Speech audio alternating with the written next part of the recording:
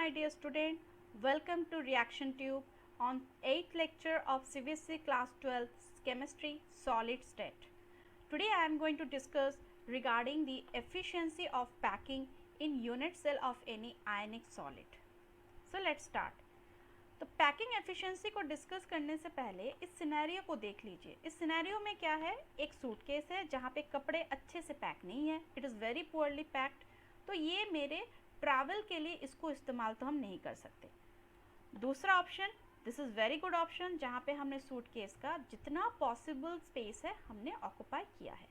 तो यही कंसेप्ट अभी हमको यूज़ करना है यूनिट सेल में जितने भी एटम्स हैं उनके पैकिंग को लेकर. इसको कहते हैं क्लोज पैकिंग. तो क्लोज पैकिंग में हमें क्या क्या कंसिडर करना है? 3 चीज़ें कंसिडर करनी है. यूनिट सेल में जितना भी स्पेस है, अगर वो सारा स्पेस कांस्टेंट पार्टिकल ने ऑक्यूपाई कर लिया, यानी कि उनकी ऑक्यूपेंसी यूनिट सेल में मैक्सिमम है, तो हम कहेंगे हाँ यूनिट सेल की पैकिंग एफिशिएंसी मैक्सिमम है. और एक पॉइंट कि मैक्सिमम ऑक्यूपेंसी के साथ साथ उनकी स्टेबिलिटी भी मैक्सिमम है, तो भी हम ये कहेंगे. साथ ही साथ उनकी डेंसिटी भी अगर मैक्सिमम है, यानी 3 पॉइंट्स 1 2 3, उनकी यूनिट सेल में कांस्टेंट पार्टिकल की ऑक्यूपेंसी मैक्सिमम, स्टेबिलिटी मैक्सिमम और डेंसिटी भी मैक्सिमम, तो उस यूनिट सेल को हम कहेंगे एफिशिएंटली पैक्ड. अब ये पैकिंग 3 तरीके से हो सकती है, 1 डायमेंशनल, 2 डायमेंशनल, 3 डायमेंशनल. डायमेंशन से हम क्या समझते हैं? Length, breadth, height. अगर 1 डायमेंशन की बात कर रही हूँ तो केवल लेंथ, 2 डायमेंशन यानी कि लेंथ और ब्रेथ, और 3 में हाइट भी ऐड हो जाएगा. तो यहाँ पे ये देखिए, ये जो बॉल्स मैं क्यों ले रही हूँ, यहाँ पे इस सिनेरियो को समझने के लिए हम एज्यूम कर रहे हैं कि मेरे कांस्टेंट पार्टिकल कैसे हैं, एक सॉलिड स्फीयर है, ताकि हम इसको विजुलाइज कर सके और समझ सके. तो जो मेरे कांस्टेंट पार्टिकल्स है ऐसे लाइन से अरेंज्ड है, दिस इज लेंथ वाइज और रो वाइज अरेंज्ड है. और इसमें जो भी मेरा सेंट्रल सॉलिड स्फीयर है, ये कितने नेवर्स को टच कर रहा है? 1 and 2. एक सेंट्रल सॉलिड स्फीयर जितने भी नेवर्स को टच करता है उसको हम क्या कहते हैं? Coordination number. तो सेंट्रल स्फीयर का 1 डायमेंशनल क्लोज पैकिंग में कोऑर्डिनेशन नंबर क्या होगा? 2, यानी नेबरिंग एटम्स कितने हैं? 2. सिमिलरली अगर मैं क्लोज पैकिंग 2 डायमेंशन की बात करूं, यहाँ पे लेंथ के साथ साथ क्या ऐड होगा? हाइट भी. तो इसमें 2 कैटेगरी होती है. पहला होता है स्क्वायर क्लोज पैकिंग, जिसका एग्जांपल आप देख रहे हैं कैरम्स, जिसमें ये रहा मेरा लेंथ और इसी पैटर्न को मैंने और अरेंज किया है, एक के ऊपर एक मैंने डाल दिया, तो हमें क्या मिल गया? ब्रेथ. इसको कहते हैं स्क्वायर क्लोज पैकिंग. और दूसरा कैटेगरी है मेरा हेक्सागोनल क्लोज पैकिंग. इसका जो फर्स्ट लेयर है similar to square close packing है, लेकिन जो सेकंड है इसको हम क्या करते हैं? फर्स्ट के 2 कैरम कॉइन के बीच में जो डिप्रेशंस है, गड्ढा है, उसमें डाल देते हैं. फिर सेकंड लेयर में जो डिप्रेशंस है 2 कॉइन के बीच में, उसमें हम थर्ड को डाल देते हैं. इसको कहते हैं हेक्सागोनल क्लोज पैकिंग. अब ऐसा क्यों कहते हैं ये हम आगे देखेंगे, क्योंकि हम इसको डिटेल में समझेंगे. तो पहले हम समझते हैं स्क्वायर क्लोज पैकिंग इन 2 डायमेंशन. तो ये जैसे ही हम ये पढ़ते हैं दिमाग में क्वेश्चन आता है, ये स्क्वायर वर्ड क्यों आ रहा है, इस टाइप के अरेंजमेंट में स्क्वायर ज्योमेट्री का क्यों एडिशन हो रहा है. तो उसके लिए हम ये समझते हैं कैसे इनका अरेंजमेंट हो रहा है. पहला लेयर जैसा है, दूसरा वैसा है, तीसरा वैसा है, चौथा वैसा, यानी कि सारे लेयर्स एक दूसरे के ऊपर है और सिमिलर वे में अरेंज्ड है. तो हर लेयर अगर एक जैसे है, तो अगर एक लेयर को मैं ए नाम दे देती हूँ तो सारे लेयर्स को मैं क्या कहूँगी? ए. अब उसमें मैं कोऑर्डिनेशन नंबर देखती हूँ एक सेंट्रल स्फीयर का. अब इस सेंट्रल स्फीयर को कितने एटम्स सराउंड कर रहे हैं? 1 2 3 4. अब ये जो सराउंडिंग मेरे कांस्टेंट पार्टिकल है, इनके सेंटर लाइन को ज्वाइन कीजिए. तो ज्वाइन करने पे मुझे कौन सी ज्योमेट्री मिल रही है? स्क्वायर. इसी वजह से ये जो क्लोज पैकिंग है इसका नाम क्या है? Square close packing. तो ये कैसे मिलेगा हमें? कोऑर्डिनेशन नंबर से मिलेगा. कोऑर्डिनेशन नंबर कैसे? सेंट्रल एटम के कितने नेबरिंग एटम्स हैं, और फिर उन नेबरिंग एटम्स के centre to centre line join कीजिए, तो जो ज्योमेट्री मिलेगी वही आपके क्लोज पैकिंग का नाम होगा. अब यहाँ पे अरेंजमेंट कैसा है? सारे तो एक ही टाइप के हैं, तो ए डाल दीजिए। कोऑर्डिनेशन नंबर अभी अभी हमने देखा क्या, 4 है। नेक्स्ट, ये जो एटम के बीच में जो गैप्स दिख रहे हैं, ये क्या है, अनऑक्युपाइड स्पेस, जिनको ये एटम ऑक्युपाई नहीं कर पाए हैं। इनको हम एक और नाम से भी जानते हैं, जिसे कहते हैं वॉइड्स। आगे हम वॉइड्स के बारे में पढ़ेंगे नेक्स्ट लेक्चर में, ठीक है। तो यहाँ पे एक सवाल आता है कि कितना स्पेस ऑक्युपाई हुआ इस तरीके के अरेंजमेंट में, तो जवाब है 54%, यानी आधा ही पूरे स्पेस का हमने केवल 50% ही यूटिलाइज किया है। बाकी स्पेस क्या हो गया, एक वॉइड की तरह रह गया, it is left unused. Fine. अगर आपको इसमें से कोई भी टॉपिक जो प्रीवियस टॉपिक से रिलेटेड है रिगार्डिंग द यूनिट सेल थोड़ा भी डाउट हो रहा है, तो आई नोटिफिकेशन में जाइए, वहाँ आपको प्रीवियस लेक्चर के सारे लिस्ट मिल जाएंगे, सारा प्लेलिस्ट वहाँ पे दिया हुआ है। और साथ ही साथ अगर कंटेंट अच्छा लग रहा है तो ज़रूर लाइक करना, ज़रूर सब्सक्राइब करना और बेल बटन को ज़रूर ही हिट कीजिएगा, ताकि मेरे नोटिफिकेशंस आपको लगातार मिलते रहें। चलिए आगे देखते हैं। हेक्सागोनल क्लोज पैकिंग इन 2 डायमेंशनल। तो यहाँ पर भी सवाल है दिमाग में, भाई हेक्सागोनल क्यों आता है? उसका जवाब ये देखिए, पहला लेयर दूसरा लेयर क्या होगा, पहले लेयर के डिप्रेशन में बैठा है, यानी दूसरा लेयर पहले लेयर से क्या हो गया, डिफरेंट। तीसरा लेयर क्या है, दूसरे लेयर के डिप्रेशन में। अगर आप देखो तो तीसरा लेयर पहले लेयर के एकदम पैरेलल ही बैठा हुआ है, तो तीसरा और पहला लेयर क्या है, सिमिलर। हेक्सागोनल में क्या होता है, ऑड नंबर जो रोज होते हैं वो सेम होते हैं, और जो इवन नंबर होते हैं, इवन नंबर के जो रोज होते हैं वो सेम होते हैं। इस तरीके से हमें 2 टाइप के अरेंजमेंट मिलते हैं, ठीक है। तो इसमें अरेंजमेंट कैसा हो गया, A B, length and breadth. Next is coordination number. Coordination number कितना होगा, सेंट्रल एटम को पकड़ते हैं और इसके नेबरिंग एटम 1 2 3 4 5 6, और सेंट्रल एटम के सेंटर्स को जोड़ दीजिए, जो ज्योमेट्री क्या मिल रही है, हेक्सागोनल, एब्सोल्युटली हेक्सागोनल। इसी वजह से इसकी क्लोज पैकिंग स्ट्रक्चर को हम क्या कहते हैं, हेक्सागोनल। और कोऑर्डिनेशन नंबर क्या हो गया, 6। अब नेक्स्ट देखिए, इसमें भी कुछ स्पेस हैं जो यूज नहीं हो पाया एटम्स के जरिए, तो वो क्या कहलाएगा, वॉइड, ठीक है।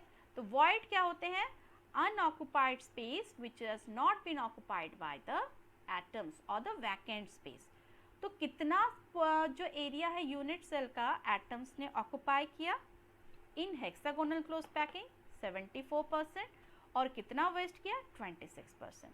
तो यहाँ से अगर आप कंपेयर करें तो स्क्वायर क्लोज पैकिंग में कितना परसेंटेज यूज हुआ था, 54%, यानी कि हेक्सागोनल में सीधा 20% मोर हम क्या कर रहे हैं, स्पेस को ऑक्युपाई कर रहे हैं। तो एफिशिएंट पैकिंग किस में हुई, हेक्सागोनल में या स्क्वायर क्लोज पैकिंग में? Answer will be hexagonal close packing में। फाइन। अब आते हैं स्क्वायर क्लोज पैकिंग का 3 डायमेंशन में। देखिए ये था मेरा 2 डायमेंशन, जहाँ पे हमने एक लेंथ वाइज जो भी रोज था उसको एक के ऊपर एक डाला तो हमें ब्रेथ मिल गया, तो 2 डायमेंशन। 3 डायमेंशन में क्या होगा, इसी चीज को हाइट मिल जाएगी, यानी ये अगर मेरा बेस लेयर है तो इस बेस लेयर के ऊपर ऐसा ही पैटर्न एक के ऊपर एक डालते जाएंगे और हमारा स्ट्रक्चर कैसा बन जाएगा, कुछ ऐसा, एक पूरा 3 डायमेंशनल बॉक्स इस लेयर पे जैसे ही हमने लेयर्स को ऐड किया, ठीक है। अब यहाँ पे सवाल आता है अरेंजमेंट कैसा होगा। देखिए सारे लेयर्स तो एक ही जैसे हैं, जैसा हमने डाला है, किसी को हमने डिप्रेशन में डाला, नहीं डाला, जस्ट एक के ऊपर एक डालते गए, तो मेरा ए ही रिपीट होता गया हर डायरेक्शन में, ठीक है। तो मेरा अरेंजमेंट क्या हो गया, ए, लेंथ, ब्रेथ एंड हाइट। अब यहाँ पे इसको आप अगर इस पिक्चर को देखो तो ज़्यादा अच्छे से समझोगे। ये जो बॉल्स हैं ये हो गया पहला मेरा 1 डायमेंशनल, सिर्फ लेंथ दिया, और इसके जो पीछे जा रहा है वो क्या हो गया 2 डायमेंशन, जहाँ पे ऐसे लेंथ हमने कई सारे डाले, फिर हमने ऐसा ही लेयर इसके ऊपर डाल दिया, तो हमने क्या डाल दिया इसमें, हाइट। तो ये बन गया मेरा 3 dimensional square close packing. One more thing comes from here कि अगर इस क्रिस्टल का हमने एक स्मॉल पोर्शन कट किया लाइक ए यूनिट सेल, तो उस यूनिट सेल में कांस्टेंट पार्टिकल किस जगह पे होंगे। अब यूनिट सेल हमने किस टाइप का पढ़ा है, if you have doubt previous lecture को देखिए, आई नोटिफिकेशन में आपको पूरा लिस्ट मिल जाएगा। फिर भी एक शॉर्ट रिव्यू दे रही हूँ। यूनिट सेल हमने क्या क्या पढ़ा था, एक प्रिमिटिव, एक फेस सेंटर्ड एफसीसी, बीसीसी और एंड सेंटर्ड। इसमें से ये तीन सबसे ज़्यादा इंपॉर्टेंट। प्रिमिटिव में हमने क्या देखा था कि सारे वर्टिसेस पे क्या होंगे, कॉन्स्टिट्यूएंट पार्टिकल। तो यहाँ पर भी वही हो रहा है। सारे मैं वर्टिसेस को थोड़ा बोल्ड कर देती हूँ ताकि आप विजुअलाइज कर सके। देखिए सारे वर्टिसेस पे कॉन्स्टिट्यूएंट पार्टिकल्स हैं, एक ये, 2, 3, 4, नीचे एक 5, 6, 7 और कॉर्नर पे एक। तो अगर हमने इसका यूनिट सेल काटा तो यूनिट सेल किस टाइप का होगा, primitive, for square close packing in 3 dimension. Next hexagonal close packing in 3 dimension, same to same. हमने पहले 1D लगाया, 1 डायमेंशन में एक रो लगाया और उसके डिप्रेशन में हमने दूसरा लेयर लगाया, तो दूसरा लेयर और पहला लेयर अलग हो गया। फिर दूसरे लेयर के डिप्रेशन में हमने तीसरा लेयर लगाया, तो ये किस टाइप के बन गए, ए बी ए टाइप का, क्योंकि ये वाला लेयर और ये वाला लेयर सेम हो गया। बट ये अगर मेरा बेस लेयर बना, ऐसा ही मैंने इसके ऊपर पूरा जमा दिया और इसको हाइट दे दिया, तो ये क्या हो जाएगा, 3 डायमेंशनल, जैसे हमने लेयर्स ऐड कर दिए। जैसे कि ये वाला, अगर आपके घर में कैरम है, कभी आपने कैरम खेला है फ्रेंड्स के साथ, तो ऐसे अरेंज कीजिए, एकदम आपको व्यू मिल जाएगा हेक्सागोनल क्लोज पैकिंग का। तो कैसे है, पहले ए लेयर, फिर बी लेयर, फिर ए, फिर बी, फिर ए, इस तरीके से लेयर्स का अरेंजमेंट होता है। नेक्स्ट इज, अगर इसका भी हमने यूनिट सेल काटने की कोशिश की तो इस यूनिट सेल का टाइप कैसा होगा, प्रिमिटिव, एफसीसी, बॉडी सेंटर्ड या फिर एंड सेंटर्ड। तो देखिए ये जो ग्रे वाले सारे कहाँ बैठे हुए हैं, वर्टिसेस पे बैठे हुए हैं, और जो रेड वाले सारे कहाँ बैठे हुए हैं, फेस के सेंटर पे। तो यूनिट सेल कुछ ऐसा होगा। अगर मेरे कांस्टेंट पार्टिकल कॉर्नर और फेस पे होते हैं तो वो कौन सा होता है आपका unit cell, face centred unit cell होता है। ठीक है, this is very important. Square close packing 3 dimension में मेरा कौन सा यूनिट सेल होगा, प्रिमिटिव, और हेक्सागोनल क्लोज्ड पैकिंग में मेरा कौन सा होगा, फेस सेंटर्ड। ठीक है, अब देखिए लास्ट क्लास में मैंने आपको एक होमवर्क दिया था जहाँ पे ये प्रॉब्लम मैंने आपको सॉल्व करने के लिए दिया था, तो आई होप आपने किया होगा, एटलीस्ट ट्राई तो किया होगा। तो यहाँ पे हम थोड़ा सॉल्व करने की कोशिश करते हैं। सो यहाँ देखिए, calculate the number of unit cell in 8.1 gram of aluminium if it crystallises in a face centred cubic structure. अब एटॉमिक मास एल्युमिनियम का कितना दिया हुआ है, 27 ग्राम। तो एल्युमिनियम का एटॉमिक मास कितना दिया हुआ है, 27 ग्राम। तो ये इतना वेट किसका होता है, 1 मोल ऑफ एल्युमिनियम का। ठीक है, और इसमें कितने एटम्स होंगे, एवोगैड्रो नंबर। एवोगैड्रो नंबर कितना होता है, 6.023 इंटू 10⁻23 एटम्स। यानी कि 27 ग्राम अगर एल्युमिनियम लिया तो उसमें एटम्स कितने मिलेंगे, एवोगैड्रो नंबर। मुझे 8.1 ग्राम का एक बार निकाल के देखते हैं। तो 1 ग्राम का कितने, 1 ग्राम अगर एल्युमिनियम लिया तो उसमें कितने होंगे, एवोगैड्रो नंबर बाय 27। और अगर मैंने 8.1 ग्राम लिया तो इसमें कितने एटम्स होंगे, दिस बाय 27 इंटू 8.1 एटम्स।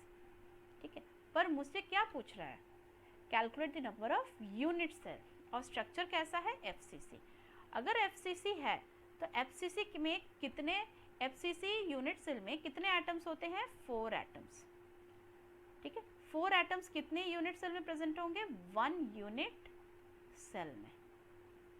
तो एक एटम कितने यूनिट सेल में होगा, 1/4, और इतने atom that means Avogadro number by 27 into 8.1, number of atoms कितने यूनिट सेल में प्रेजेंट होंगे, 1/4 into Avogadro number by 27 into 8.1। अब इसका आंसर है आपका 4.515 इंटू 10⁻22 यूनिट सेल्स। ठीक है, तो ये रहा इसका आंसर। मैं फिर से कह रही हूँ, अगर आपको ये चैनल अच्छा लग रहा है, इस कंटेंट को आप यूज़ कर पा रहे हो अपने स्टडी के लिए, तो ज़रूर लाइक कीजिए, सब्सक्राइब कीजिए, बेल बटन को हिट कीजिए ताकि आपको मेरे अपकमिंग वीडियोस के सारे नोटिफिकेशन मिल जाए। और आई बटन पे जाइए अगर आपको इस चैनल का पूरा लिस्ट चाहिए। Thank you very much for watching reaction tube by Sanghamitra Chakraborty. Thank you very much once again.